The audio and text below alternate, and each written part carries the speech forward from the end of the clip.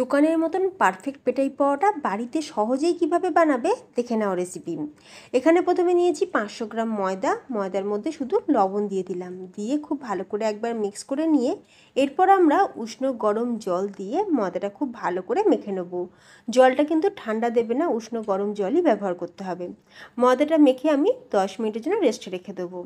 10 minute পর ময়দা এই ডোটার মধ্যে 1 চামচ তেল দিয়ে একবার ভালো করে মেখে নিয়ে তারপর আমরা কিচেন স্ল্যাপের ওপর অল্প সামান্য তেল ছড়িয়ে পরোটাটা ভালো করে বেলে নেবো। পরোটা বেলে নেওয়ার পর মাঝখান থেকে একটা কাট লাগিয়ে দেবো। তারপর আমি ঠিক যেভাবে দেখাচ্ছি ঠিক এইভাবে রোল মতন করে নিতে হবে। রোলটা হয়ে গেলে শেষের দিকের যে অংশটা সেটাকে মুড়ে দিতে হবে, তারপর ওপর দিক থেকে এরকম প্রেস করে দিতে হবে।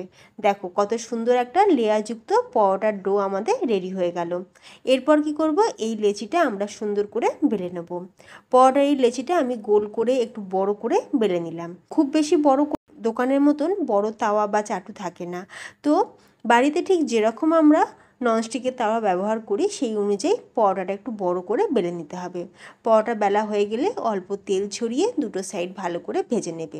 ভাজা হয়ে গেলে সাথে সাথেই পরোটাটাকে এইভাবে পিটিয়ে নিতে হবে।